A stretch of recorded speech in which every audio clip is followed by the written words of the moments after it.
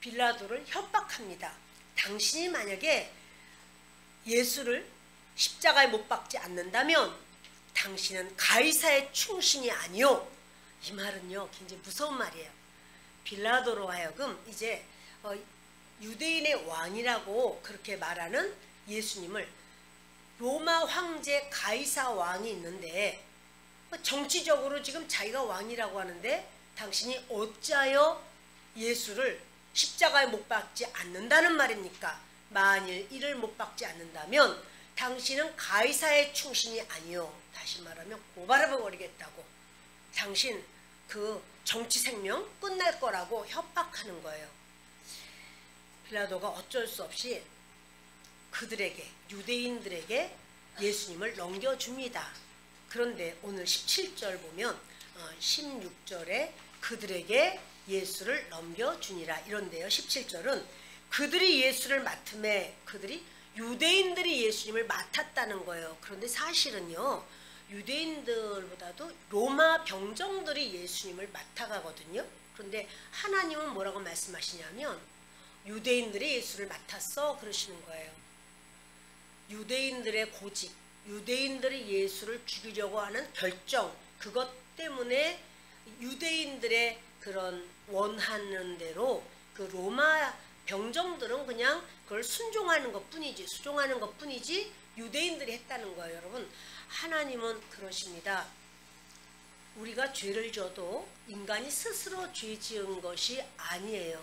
그것이 한편으로 보면 하나님 앞에 우리가 복받는 그런 한 길이에요.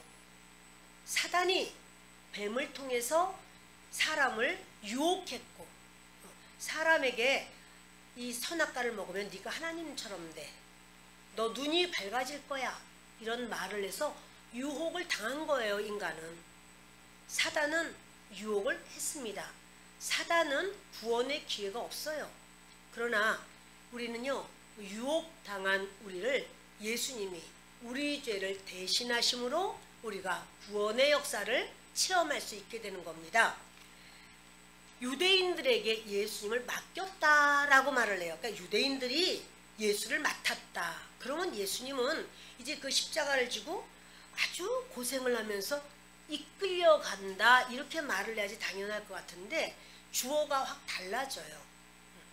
그들이 예수를 맡으며 예수께서 자기 십자가를 지시고 이게 능동태로 돼 있어요. 예수님이 어쩔 수 없이 지어주는 십자가를 지고 가야만 하는 이런 것이 아니라요. 예수님 스스로가 십자가를 지러 오셨고 우리의 모든 죄와 저주와 가난과 질병과 수치 이 모든 걸 예수님 친히 짊어지신 거예요. 그래서 능동태로 돼 있어요. 그래서 자기의 십자가를 지시고 해골이라는 곳에 나가시니 이 나가셨다 하는 것도 능동태예요. 예수님이 직접 주님이 원하시는 바로 주님의 뜻대로 하나님의 계획과 섭리대로 이렇게 하셨다라고 하는 말이에요. 18절 읽겠습니다. 그들이 거기서 예수를 십자가에 못 박을새 다른 두 사람도 그와 함께 좌우편에 못 박으니 예수는 가운데에 있더라. 지금부터 여러분 이렇게 우리가 성경을 보면은요. 우리가 생각할 때 너무 중요하다라고 여겨지는 그런 사건은 한 문장으로 끝나버려요. 그런가 하면 이게 뭐 이렇게 중요해? 이런 주변 상황들이 뭐 4절 뭐 길게 이렇게 막 나오면서 그 이렇게 상황을 설명합니다. 그런데 왜 중요하지도 않은 것 같은 이런 내용들이 이렇게 자세히 적혀 있지? 그것은요 중요한 것들이에요. 왜냐하면 예언된 말씀이거든요. 이것이 이렇게 될 거다. 예수님이 이 땅에 오시기 전에 600년 전, 700년 전 그 예언가가 예언을 한 것이 예수님 시대에 와서 이것이 그렇게 되었더라 라고 하는 거. 그러니까 예수님은 메시아야. 하나님이 말씀하신 대로 예정하신 대로 이 사건은 그렇게 이루어졌어 하는 증거가 돼요. 그래서 우리 그냥 읽으면 그런 것이 다 필요 없고 그 가장 중요한 사건 거기에만 관심이 있을 수 있습니다. 그래 우리는 예수님이 오늘 십자가에 못 박히시는 장면 이러니까 얼마나 아프실까? 아이고 슬퍼라. 아이고 힘들었겠네. 근데 예수님 그런 부분에 관심 가지라는 것이 아니고 요한이 쓴 이 성경 말씀은요. 하나님이 이렇게 섭리하셨는데 그 일이 이렇게 이루어졌어. 하나님의 계획과 하나님의 뜻이 진실로 이렇게 하나도 빠지지 않고 이루어졌어 라는 그런 내용으로 가득 차 있습니다.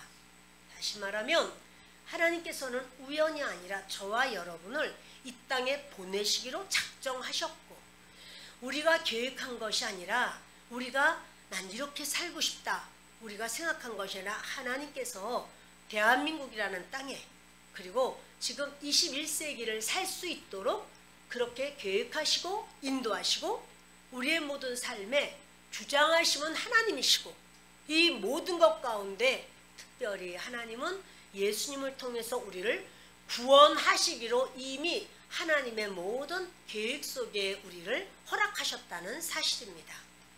그래서 여러분 이것을 주님이 이루어 나가시는 것처럼 지금 예수님의 이 사건을 통해서 우리가 주님이 어떻게 행하셨는가 그것을 우리가 볼 수 있겠습니다. 그러니까는 뭡니까? 그들이 거기서 예수를 못 박았다. 그래서 지금 이 그들은 유대인이에요. 그러나 예수님 앞에 못을 박은 자는 로마 병정이에요. 로마 병정이 못을 박았어도 하나님은 누가 못 박았다고 여기시냐면 유대인들이 못 박았다 이렇게 여기시는 거예요. 유대인들이 못 박아 하니까 로마 병정들은 그 말을 따라서 못을 박지만 그 못 박혀야만 한다고 주장한 그들에게 하나님은 죄를 크게 보시는 거예요. 그래서 저들이 이제 못을 박습니다. 그런데 다른 두 사람도 그와 함께 좌우편에 못 박으니 예수는 가운데 있더라. 우리 알다시피 갈보리산에는요 이렇게 세 개의 십자가가 섰습니다. 그런데 이 양쪽에 선 여기는 그냥 두 사람이 있었다고 말하지만 마태복음, 마가복음, 누가복음 이 공관복음서는 전부 다 강도들이다 이렇게 말을 해요. 그 좌우에 강도들이 섰다. 그러면 사람들이 볼 때 어떻게 보냐면 아 강도들이구만 이렇게 여기라고 예수님을 그 강도들 사이에 넣은 것은 사람들로 하여금 아 강도들 행악자들이구만 이렇게 여기라고 강도들 사이에 예수님을 넣은 거예요. 거기다 중간에다 턱 세웠으니 강도 중에서도 대장이구나 이렇게 여기라고. 근데 이 말씀이요 이사야서에 있어요. 뒤 넘기시면 이사야 53장 12절을 함께 읽습니다. 그러므로 내가 그에게 존귀한 자와 함께 몫을 받게 하며 강한 자와 함께 탈취한 것을 나누게 하리니 이는 그가 자기 영혼을 버려 사망에 이르게 하며 범죄자 중 하나로 헤아림을 받았음이니라. 그러나 그가 많은 사람의 죄를 담당하며 범죄자를 위하여 기도하였느니라. 지금 이것은요 이사야가 쓴 거죠. 이사야 선지자는 예수님이 태어나시기 전 600년에서 700년 전 선지자님이에요. 근데 예수님 아직 오시지도 않았는데 600년도 더 전에 그가 와서 이런 말을 하는 거예요. 그 예수님은 범죄자 중 하나로 헤아림을 받았다. 그러니까 범죄자처럼 사람들이 인정하도록 그렇게 죽어갈 거야. 범죄자 사람들은 그 사람 죄인이야 이렇게 여기도록 죽어갈 거야. 그래서요 예수님이 죄 없는 분이지만 범죄자들과 같이 중간에서 못 박히신 이 사건이 이 말을 이제 증명해 주는 거예요. 그렇지만 사실은 그가 예수님이 많은 사람의 죄를 담당한 것이다. 그는 죄가 있어서 죄로 죽은 것이 아니고 사람들의 죄, 다시 말하면 저와 여러분의 모든 이 지구상의 그 사람들의 그 모든 죄를 대신 담당하기 위해서 십자가에 못 박히신 것이다. 이 말씀을 해주고 계시는 겁니다. 본문으로 다시 돌아갑니다.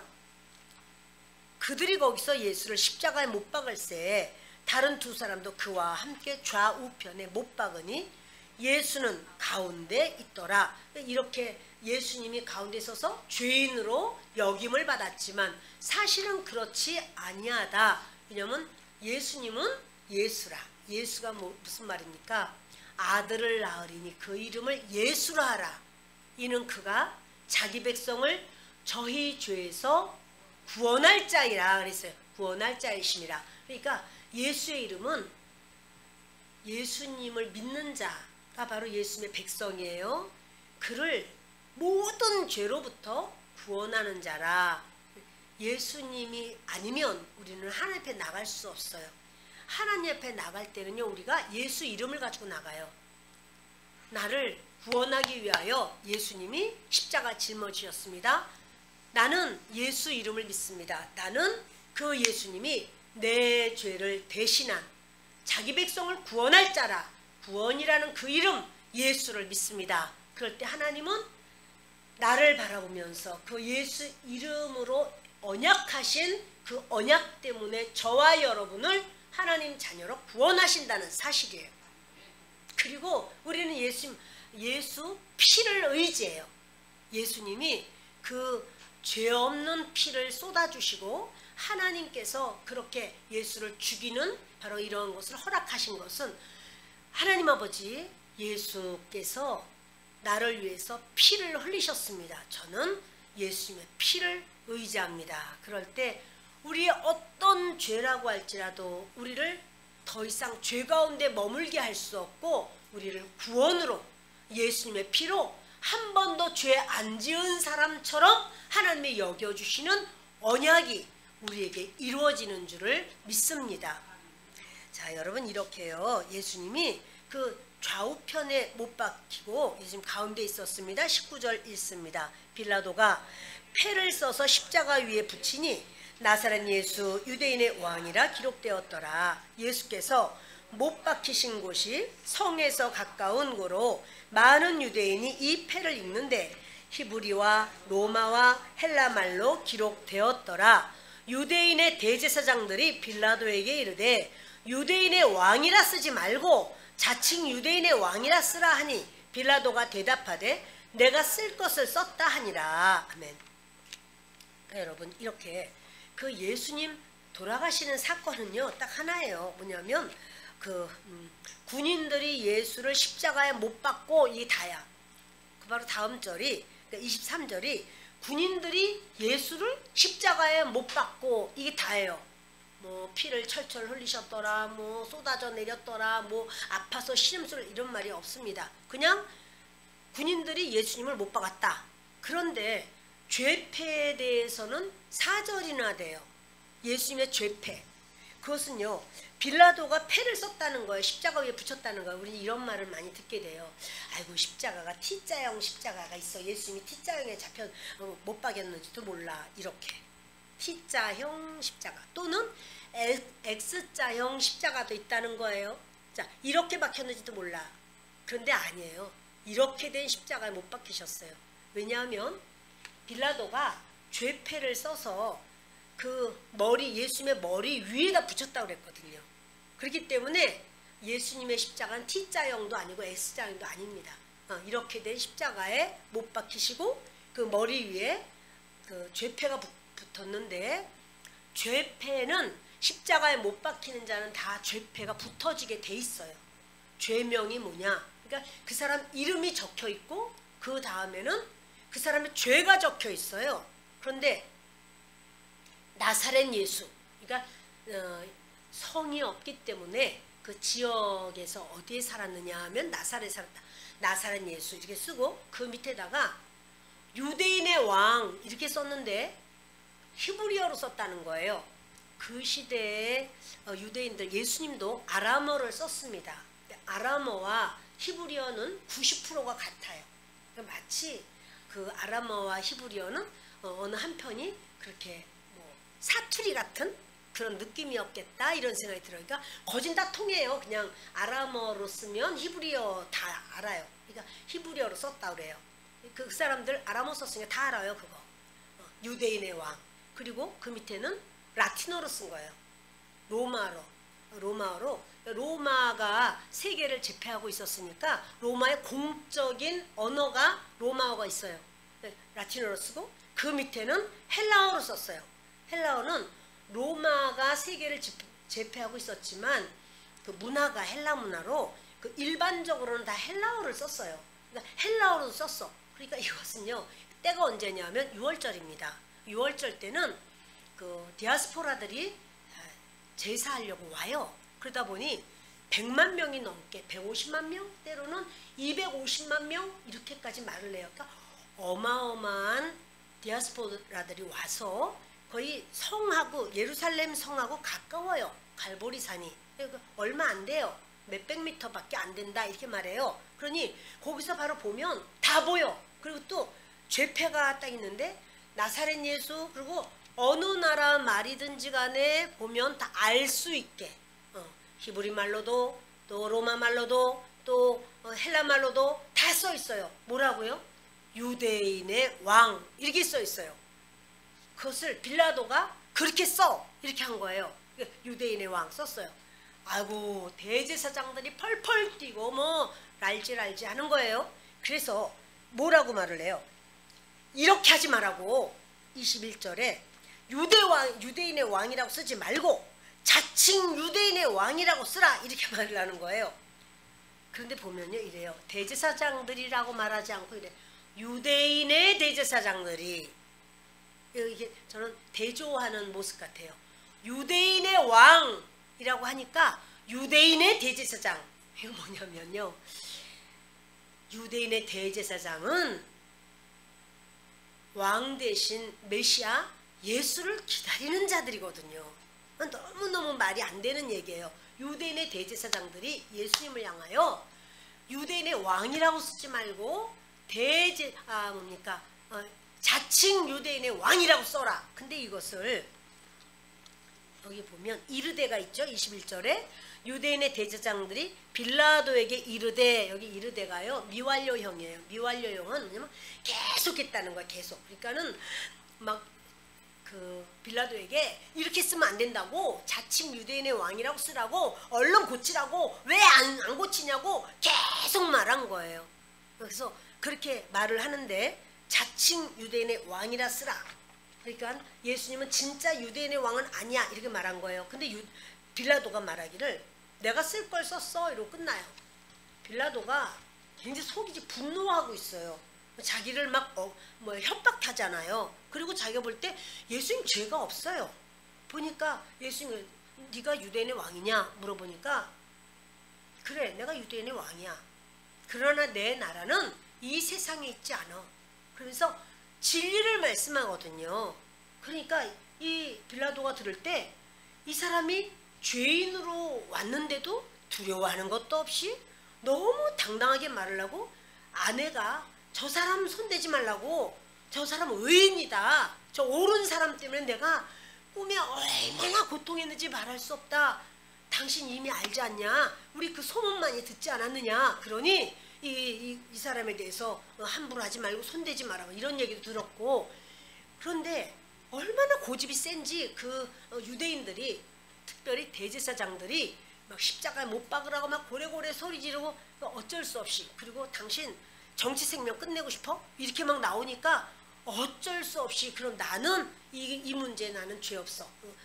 이게 대야에다 손을 씻었지만 빌라도가요, 그 필로가 말하기를 굉장히 고집스럽고 아주 완고한 사람이 돼요. 그러니까 총독까지 올라왔겠죠. 그런데 이제 막 협박받고 막 이러니까 그러는 거예요. 나 쓸 것만 썼어. 니들이 뭐라 그랬냐? 죄명이 뭐냐고 그랬더니 유대인의 왕이라며. 유대인의 왕이라고 썼다. 그러고는 더 이상 안 고치는 거예요. 자칭가. 그러니까 이거 빌라도가 이 죄패를 쓸 때 자기가요 어디까지 예수님을 알았는지는 모르지만 하나님은 선포하시는 거예요. 예수는 유대인의 왕이야. 자기 백성을 구원하기 위해서 십자가에 못 박힌 거야. 하나님은 빌라도를 이용해서도 예수 그리스도는 유대인의 왕이라고 선포하시는 거예요. 아멘.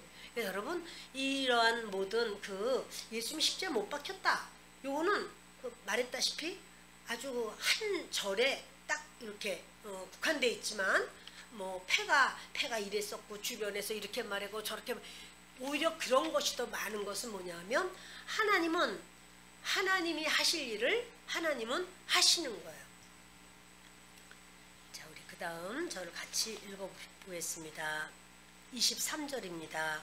군인들이 예수를 십자가에 못 박고 그의 옷을 취하여 네 깃에 나눠 각각 한 깃씩 얻고 속옷도 취하니 이 속옷은 호지 아니하고 위에서부터 통으로 짠 것이라. 군인들이 서로 말하되 이것을 찢지 말고 누가 얻나 제비 뽑자 하니 이는 성경에 그들이 내 옷을 나누고 내 옷을 제비 뽑나이다 한 것을 응하게 하려 함이러라. 군인들은 이런 일을 하고. 아멘.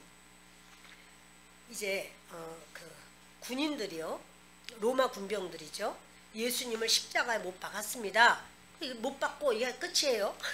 그리고 그의 옷을 취하여 네 깃에 나눠 각각 한 깃씩 얻었다. 이거 뭐냐면 로마 군병들은요, 4명이 한 조예요. 4명이 한 조니까 그 4명이 이제 그 예수님을 십자가에 못 박는데, 그 사형 받는 자, 그 죄수의 옷은 그 집행자의 소유예요.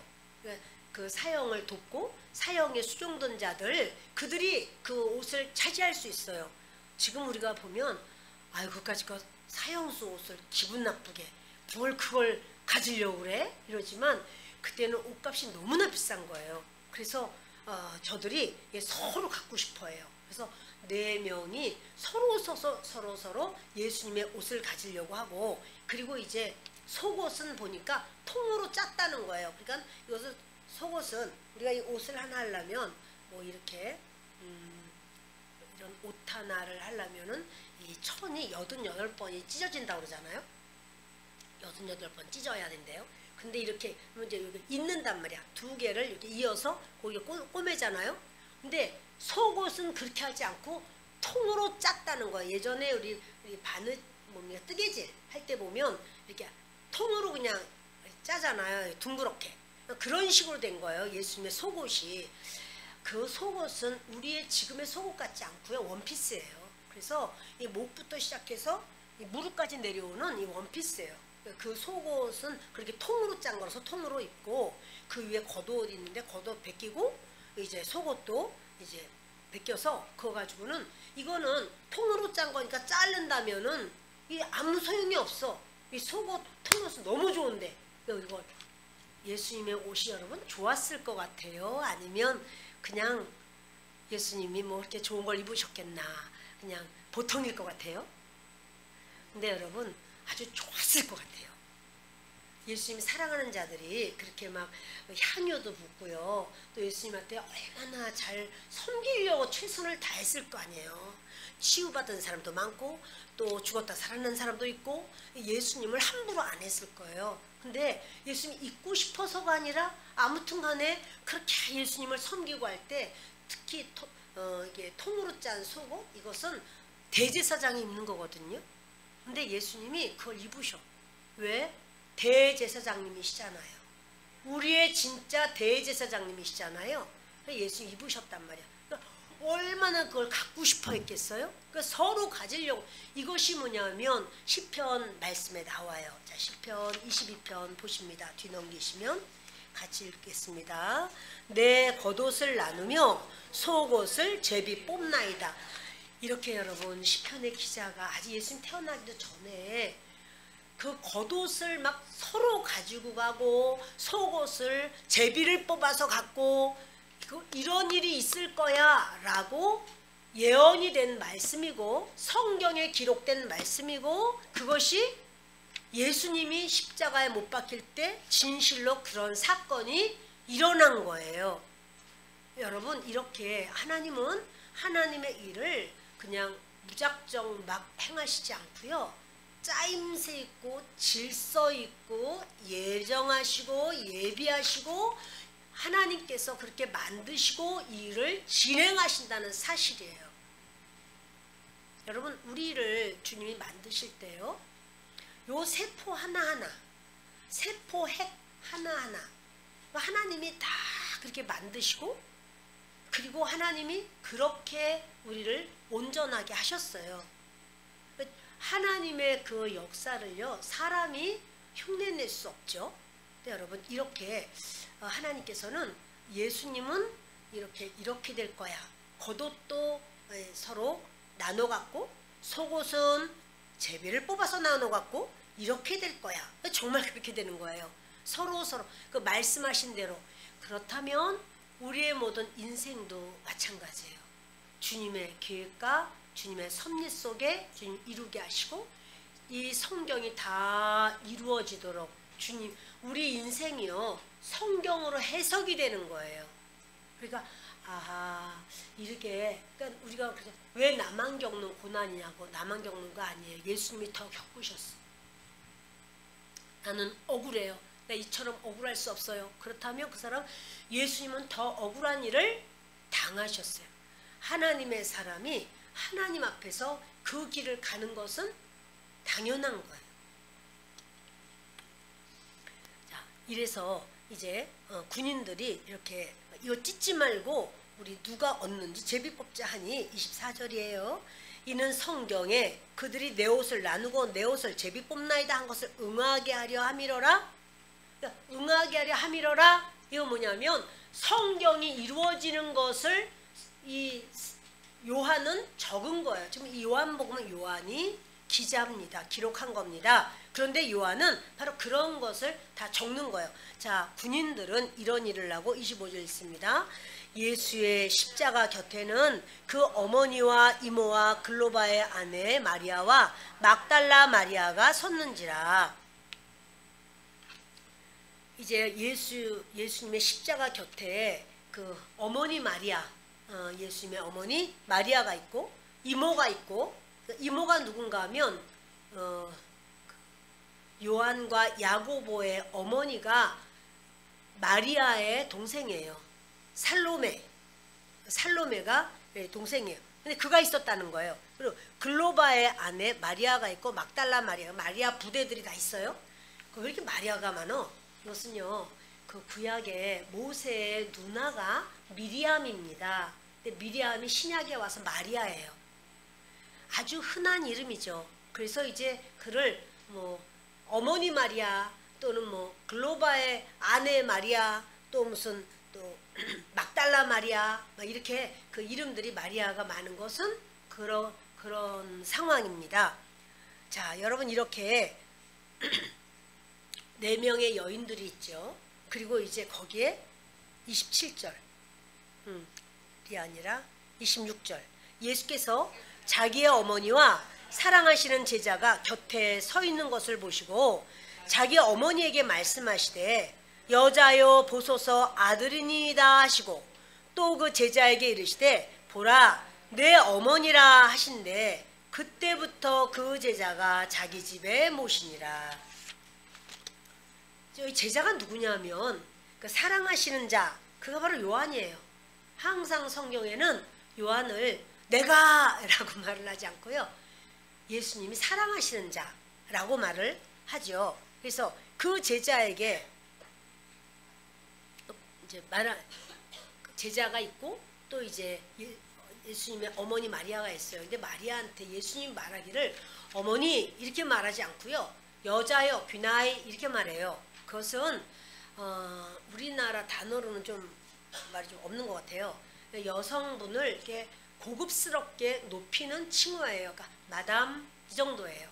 그거를 마님 뭐 이러고, 예수님이 엄마한테 마님 좀 이건 아닌 것 같아, 아무리 높여도.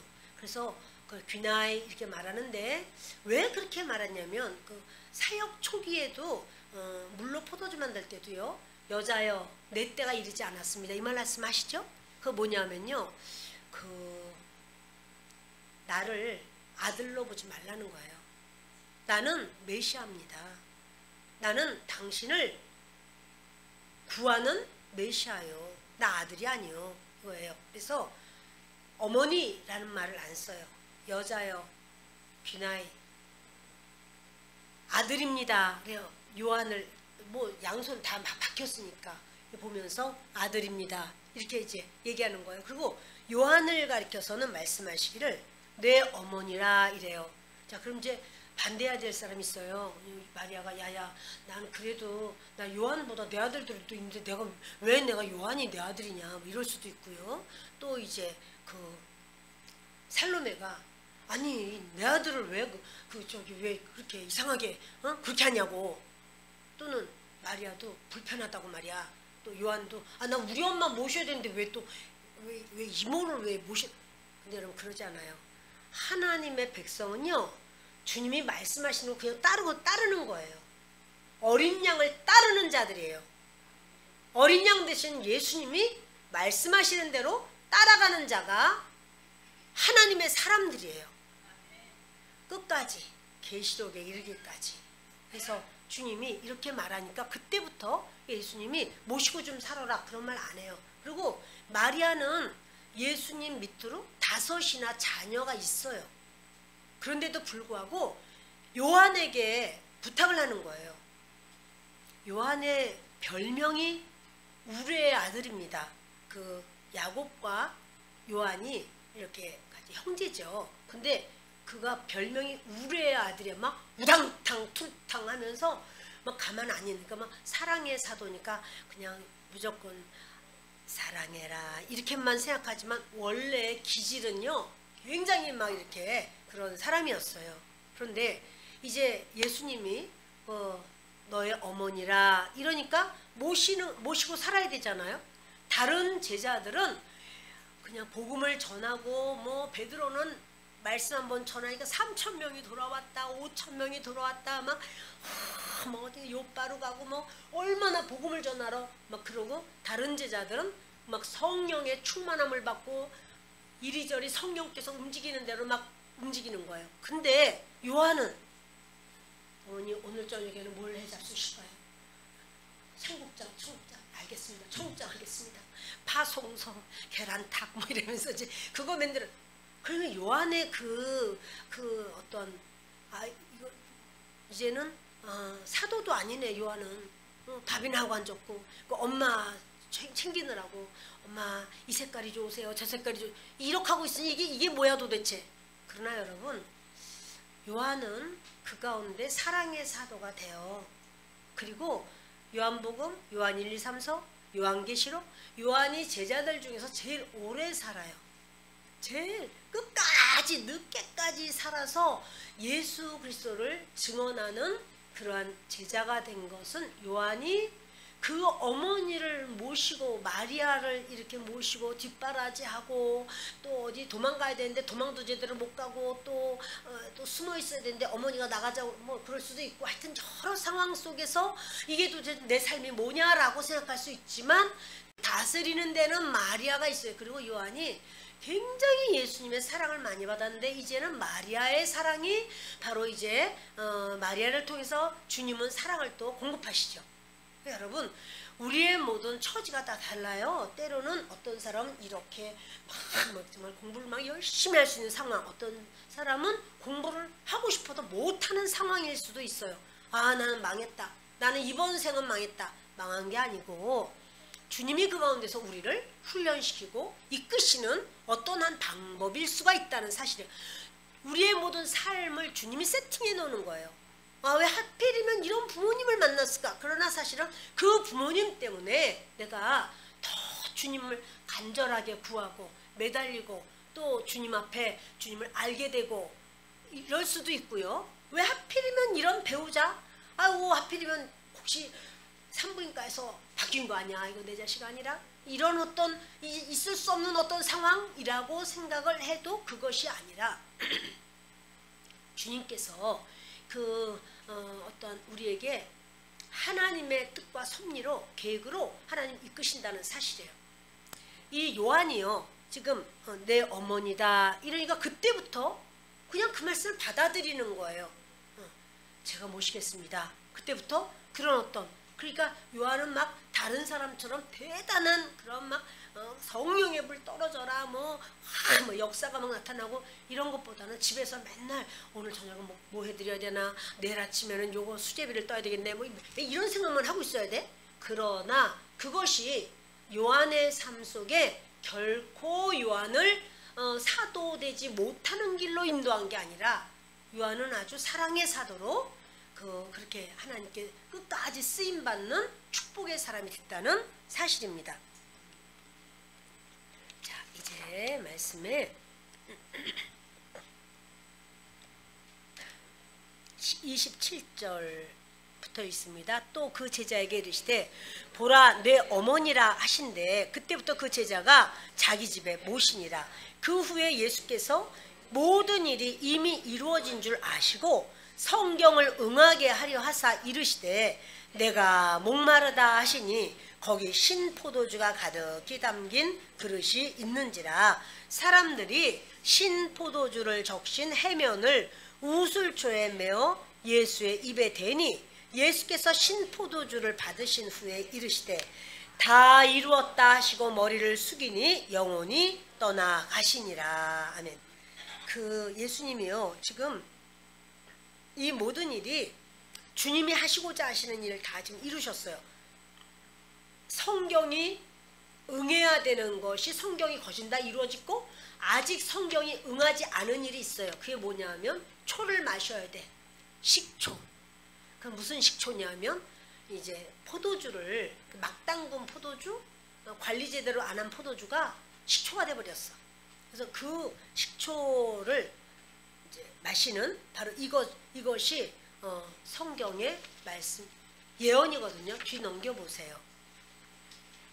시편 69편 21절을 읽습니다. 그들이 쓸개를 나의 음식물로 주며 목마를 때에는 초를 마시게 하였사오니. 예수님이 이미 쓸개를 누군가가 줬어. 왜냐면 그 고통이 십자가에 못 박힌 고통이 너무너무 크다는 거예요. 십자가는요 이렇게 우리가 보통 보면 여기다 손바닥에다가 이렇게 못을 박은 그런 모습을 이렇게 그리는데 여기다 안 박는다고 그래요. 박으면 찢어진대요. 체중에 의해서 못 3개로 지탱을 해야 돼. 근데 박으면은 이게 손바닥 찢어져 버리잖아요. 그러니까 여기다 박지를 않고 여기다 박는다고 그래요. 박고 그래도 이거 가지고 안 돼서 이렇게 줄로 다 이렇게 묶어. 십자가 가로 십자가랑 이 팔을 해가지고 박은 다음에는 묶고 이쪽도 묶고 그래서 묶고 또 다리도 이렇게 포개서 못을 박죠. 그런 다음에는 이 밑에다가 발판을 하나 달아놨어요. 발판을 달아서 이 사람이 이렇게 몸무게 때문에 축 처지는 거예요. 처지면 발판과 다리 못 박은 다리를 이용해서 이렇게 올라와서 숨을 쉬어야 돼.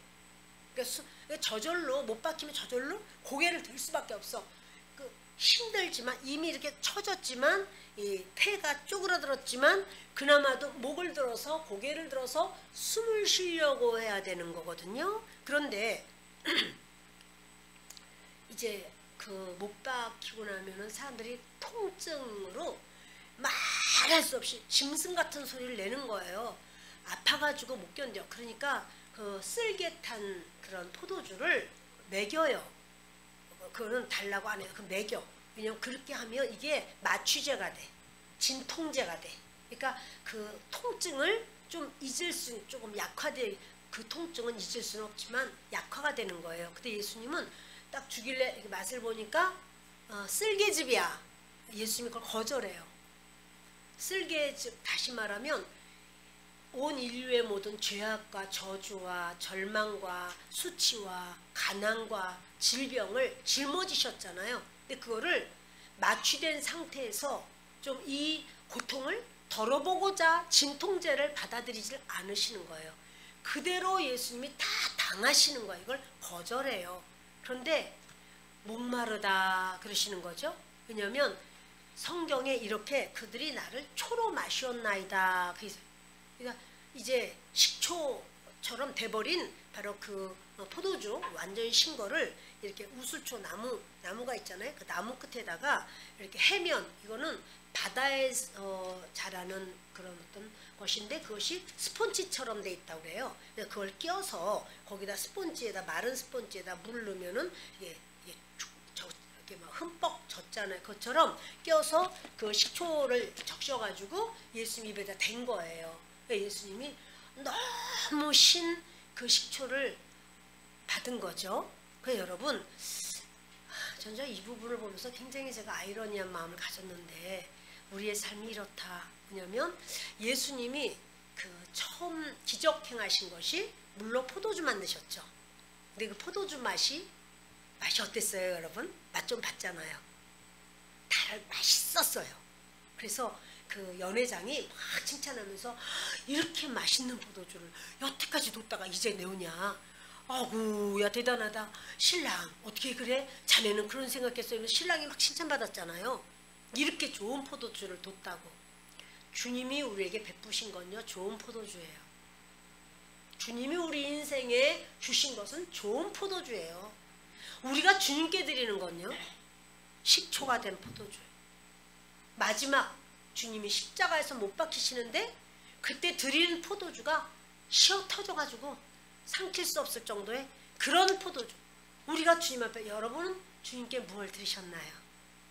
무엇을 받으셨나요? 우리는 이제 그런 생각하죠. 아, 여기서 태어나지 말고, 지금은 참 우리나라가 잘 사니까 뭐 이렇게 다 대한민국을 부러워하고 뭐 대한민국 오고 싶어하고 이러는데, 옛날에 우리나라 굉장히 못 살았거든요. 그때는 아, 왜 대한민국에서 태어났지? 아, 미국에서 태어나면 얼마나 좋아. 아, 스위스에서 태어나면, 그 알프스산에서 내가 정말 그걸 좀 봤으면, 유럽에서 태어나면 얼마나 좋아. 막 이런 생각을 그렇게 막 하는, 대화를 그렇게 하는 경우가 흔하진 않아도 있었어요. 근데 여러분, 아니에요. 주님이 내게 주신 것은 최상의 것이에요. 따라합니다. 주님이 나에게 주신 것은 최상입니다. 주님이 나에게 주신 것은 나에게 가장 합당한 겁니다. 아니에요. 목사님이 내 처지 안 돼서 그래요. 뭐가 합당해, 합당하기는. 그러나 주님은요, 내 주변에 있는 사람을 주님이 세팅해놔요. 그래서 그래야지만 내가 주님을 섬길 수 있는 상황으로, 주님을 잘 섬길 수 있도록 주님을 알게 되고 주님 앞에 가까이 나갈 수 있는 그 상황이 됩니다. 그런데 아무튼 이제 주님은요, 마지막에 그 초를 마시는 상황이 되시는 거죠. 함께 읽겠습니다. 30절, 예수께서 신 포도주를 받으신 후에 이르시되 다 이루었다 하시고 머리를 숙이니 영원히 떠나가시니라. 다 이루었다. 이게 테텔레스타이. 네, 테텔레스타이, 이것은요, 빚을 갚았다 이 소리거든요. 예수님이 십자가에서 못 박히신 것은 하나님 아들로 못 박히신 거 아니에요. 예수님이 십자가에 못 박히신 것은 인간의 대표로 십자가에 못 박히신 거예요. 인간으로. 그러니까 예수님이 인간의 대표로 모든 죄를 다 예수님이 짊어지시고 십자가에서 못 박히셨어요. 그리고는 다 이뤘다. 그러니까 사단에게 진 빚, 인간이 사단에게 진 빚, 그래서 지옥분이 갈 수가 없는 그 빚을 예수님이 다 해결하셨다. 다 빚을 갚았다. 이런 말이에요. 그래서 다 이뤘다. 그리고는 예수님이요, 고개를 이렇게 숙이시면서, 그냥 거기 고개 숙이면 그냥 죽음이잖아요. 그리고는 주님이 영원히 떠나가십니다. 이날은 준비일이라 유대인들은 그 안식일이 큰 날이므로 그 안식일에 시체들을 십자가에 두지 아니하려 하여 빌라도에게 그들의 다리를 꺾고 시체를 치워달라 하니, 군인들이 가서 예수와 함께 못 박힌 첫째 사람과 또 그 다른 사람의 다리를 꺾고 예수께 이르러서는 이미 죽은 것을 보고 다리를 꺾지 아니하고, 그중 한 군인이 창으로 옆구리를 찌르니 곧 피와 물이 나오더라. 예수님이 이제 돌아가셨는데요, 이날이 준비일이라는 건 무슨 말이냐면, 이스라엘 사람들은요, 금요일 날을 준비일이라고 말해요. 그러니까 안식일날 하나님께 예배를 드리기, 제사를 드리는 전날은 제사 드리기 위해서 준비하는 날이다. 그래서 준비일이라고 말하는 거예요. 그래서 이제 안식일 날이 다음 날인데 그러니까는 지금이 언제냐면 금요일 날 이제 3시가 지난 거죠. 3시에 죽으셨잖아요. 오후 3시에 죽으셨잖아요. 그리고 6시가 되면 안식일이 돼요. 그러니까 그 3시간, 남은 3시간 동안에 이 시체를 없애려고 하는 거예요. 이제 그 못 박은 시신을 제거하려고, 내리려고 하는 거예요. 그것은요, 신명기 21장, 우리 뒤를 보시고 같이 읽겠습니다. 신명기 21장 22절 23절. 사람이 만일 죽을 죄를 범함으로 내가 그를 죽여 나무 위에 달거든 그 시체를 나무 위에 밤새도록 두지 말고 그날에 장사하여 내 하나님 여호와께서 내게 기업으로 주시는 땅을 더럽히지 말라. 나무에 달린 자는 하나님께 저주를 받았음이니라. 원래 유대인들의 그 사형은 돌로 던져서 죽이잖아요. 근데 그런 다음에도 나무에 달기도 했던 것 같아요. 그런데 그렇게 나무에 달 이유는 뭐냐면 이 죄에 대한 그런 경각심을 깨닫게 해서 죄로 이 죽은 자들은 이러하다라는 것을 보여주는 것 같아요. 그런데 이 시체를 밤새도록 나무에다 두지 말고 장사를 해라. 그래서 하나님이 주신 땅을 더럽히지 마라. 나무에 달린 자는 저주 아래 있다. 자, 예수님 십자가 나무에 달렸습니다. 그럼 예수님 저주 아래 있습니까? 없습니까? 예수님 저주 아래 있는 거죠. 왜 예수님 저주 아래 있습니까? 우리의 저주를 예수님이 가져가셨기 때문에. 그래서 예수님 십자가에 달리신 거죠. 근데 이렇게 이제 안식일이기도 하고 6월절이기도 해요. 그러니까 빨리 이거 해결해야 돼. 그래서 이거 빨리 해결할 수 있도록 빌라도에게 가서 말하는 거예요. 이게 지금 내일이 바로 내일이면 3시간 후야. 근데 지금 거기까지 가는데 시간이 좀 걸렸을 거 아니에요. 그래서 금방 이제 안식일이 되는데 이거 시신 치워야 된다고 허락해달라고 다리를 꺾어서 이 사람들 빨리 치워야 되겠다고 빌라도가 그렇게 하라는 거죠. 그렇게 하라. 그랬더니 군인들이 가서 예수와 함께 못 박힌 두 강도들을 보니까 아직 살아 있어요. 그러니까 이제 그 나무망치로다가 무릎을 깨는 거예요. 나무망치로 무릎을 깨면은 이 무릎이 깨져 버리니까요. 이제 숨을 쉬어야 되는데 힘주고 이렇게 다리로다 힘주고 통증이 죽을 것 같이 통증이 있어도 일단은 숨을 쉬어야 될 거 아니에요. 올라와야 되는데 두 다리가 다 이제는 무릎이 박살이 났으니까 힘을 주지를 못하고 올라오지를 못하니까 그냥 죽어버리는 거죠. 그래서 그 두 사람이 양쪽에서 그렇게 무릎 다 깨트려 죽었어요. 근데 예수님께 와보니까 이미 죽은 거예요. 에? 왜 죽었지? 그리고는 옆구리를 창으로 쿡 찔렀더니 물과 피가 확 쏟아져요. 예수님이 많이 아프셨겠죠? 많이 아프셨겠죠? 그럴 리가 없지. 이미 돌아가셨는데 뭐가 아파?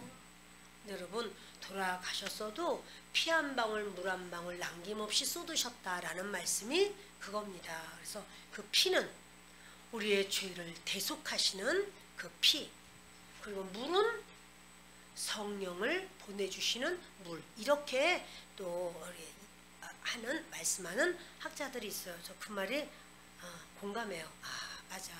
그 물이 우리는 이제 그것이 뭐 심장이 파열되면 그렇게 나뉘어지기 때문에 피와 물로 나뉘어진다 이런 말도 있지만 그래요. 의학적으로 그럴지 모르나 아무튼 그 영적으로 보면 주님이 주님으로 인해서 그런 용서의 피와 성령으로 우리에게 부어주실 그것을 말씀한 것이다. 이런 마음을 갖습니다. 여러분 그 35절 보십시다. 이를 본 자가 증언하였으니 그 증언이 참이라. 그가 자기의 말하는 것이 참인 줄 알고 너희로 믿게 하려 함이니라. 그런데 여러분 보면 뒤 넘기십시다. 36절. 이 일이 일어난 것은 그 뼈가 하나도 꺾이지 아니하리라 한 성경을 응하게 하려 함이라. 또 다른 성경에 그들이 그 찌른 자를 보리라 하였느니라. 여러분 이렇게 지금 말한 건 예수님의 뼈는 꺾지 않았다, 강도들의 뼈는 꺾였다, 이런 걸 성경에 기록해 놓는 것이 너무 이렇게 모르면 이해가 안 되는 거예요. 그런데 이거는 출애굽기에 나와 있어요. 출애굽기 12장 46절을 보십니다. 한 집에서 먹되 그 고기를 조금도 집 밖으로 내지 말고 뼈도 꺾지 말지며 이래요. 그 유월절 어린 양을 먹을 때는요, 물에 삶아 먹거나 날로나 먹으면 안 돼요. 반드시 불에 구워 먹어야 되는데요. 이게 통째로 굽는 거예요. 구워서도 아유 아버지 뒷다리 한 조각 잡수세요. 할아버지도 또 다른 조각 잡수세요. 뚝 띄어가지고 그렇게 안 되는 거예요. 뼈 꺾으면 안 돼. 뼈 꺾지 마. 이렇게 말씀했어요. 그러니까 유월절 양은 뼈를 꺾지 말라고 말씀을 하셨고, 그걸 어떻게 먹어야 되냐면요, 살만 띄어서 구운 양의 고기를 살만 이렇게 띄어서 먹는 거죠. 그 뼈는 꺾으면 안 돼. 왜? 예수님을 상징하기 때문에. 그래서 예수님이 십자가에 못 박혀 돌아가실 때 뼈가 안 꺾여야 되는 거예요. 그러니까 마지막까지도 예언이 다 맞는 거야. 예수님이 어떻게 오실 것, 어떤 모습으로 사실 것, 그리고 예수님이 정말 이렇게 남의 그 부자의 무덤에 들어갈 것, 이것이 전부 다 예언이잖아요. 예언이 다 맞은 거예요. 여러분, 이 성경을 보면 이제 그런 생각해요. 모세가 홍해를 가를 때요, 모세가 이렇게 지팡이를 가리켰더니 아침에 홍해가 다 갈라졌다. 그리고 그들이 갈라졌을 때 이제 건너갔다. 그리고 끝이잖아요. 우리 그걸 얼마나 우리는 참 실감 있게 정말 좀 얘기를 해주면 얼마나 좋겠어. 양쪽에 벽이 섰는데 손을 탁 집어넣었더니 물고기가 잡혔다, 막 이런 거 얼마나 그럼 참 재밌을 것 같아요. 막 제 생각에. 그리고 가다가 더울 때 손도 씻고 말이야. 뭐 하여튼 얼마나 다리 들었다 놨다 뭐 할 수도 있고, 뭐 별 생각이 전 막 드는 거예요. 그런데 그런 거 하나도 없어. 그냥 갈라졌다. 그리고 거길 지나갔다. 끝이야. 성경은요, 이렇게 예수님이 십자가 못 박히셔서 얼마나 아프셨을까, 아이고 불쌍해라, 이런 감정에 치우치는 게 아니라, 요 성경적 내용 보면 뭐냐면 다 예언된 말씀이 이루어졌다 이거예요. 다 예언한 말씀이 이루어졌다. 그래서 그 말씀이 끝까지 그 뼈를 꺾지 않았다. 그래서 아니 뼈를 일찍 돌아가셨다는 말이군, 이럴 수 있으나, 이거는 주 예수님은 메시아이시고 그분의 메시아를 요건을 충족하는 모든 것이 예수님은 다 충족되었다라는 말이에요. 그리고 그를 찌른 자도 그를 볼 것이요, 이런 말 했잖아요. 이스라엘의 유대인들이 그렇게 3년 반 동안 예수님께 은혜를 많이 받았어도 십자가에 못 박아 이렇게 해서 결국 예수님 십자가에 못 박혔어요. 그리고 돌아가셨어요. 그런데 베드로가 이제 설교를 할 때, 예수님에 대해서 설교를 할 때 그들의 마음이 팍 찔려서 형제들아 우리가 어찌 알고, 이러면서 그들이요 그 예수님의 부활을 그들이 이제 보게 됐고, 500여 형제가 보았잖아요. 부활을 하신 걸 보았고, 그들이 어떻게 했어요? 아이고 예수님이 진짜 메시아네. 그리고 성령을 받고 주께로 많이 돌아오는 거예요. 그들이 막 애통하고 그들이 정말 안타까워하고 하는 그 모습이 결국은 성경에 있는 대로 그것이 현실화되는 이런 사건이죠. 마지막 절 보십시다. 37절 다시. 또 다른 성경에 그들이 그 찌른 자를 보리라 하였느니라. 예수님이 다시 부활하실 것. 그들이 부활의 예수님을 본 자도 있고, 또 성령을 받아가지고 아는 자도 있고, 그 부활하신 예수님의 복음은 천지사방으로 계속 증거되기도 하고, 이 모습을 우리는 이제 보고 알게 됩니다. 말씀을 마칩니다. 여러분, 우리는요, 우리의 사는 모든 것이요 성경을 따르는 거예요. 그리고 성경에서 그러하다라고 말하면, 아 그렇구나, 지금이 이런 때구나, 이렇게 아셔야 돼요. 다 없어져도 성경은 안 없어져요. 변하지도 않아요. 우리의 삶이 성경으로 해석되고 성경으로 풀이되고 성경을 이루는 거예요. 그것이 우리의 구원의 아름다운 결정체가 될 줄을 믿습니다. 이 세상에서 내가 어떻게 사냐, 내가 무얼 먹고 무얼 마시고 내가 어떻게 자랑스럽고 참 반짝거리고 사람들에게 참 그럴듯한 모습으로 내가 칭찬받고 박수를 받느냐, 근데 그것이 문제가 아니라 어떻게 말씀을 우리가 이루어 나가서 그 마지막이 하나님의 나라가 되느냐, 그것이 우리가 나가야 되는 길입니다. 그래서 그 길이 바로 예수입니다. 예수님 말씀한 대로 내가 길이야, 진리야, 생명이야 인 것처럼 저도 여러분도 그 예수님을 온전히 섬길 수 있는 우리가 되기를 바랍니다. 기도하겠습니다.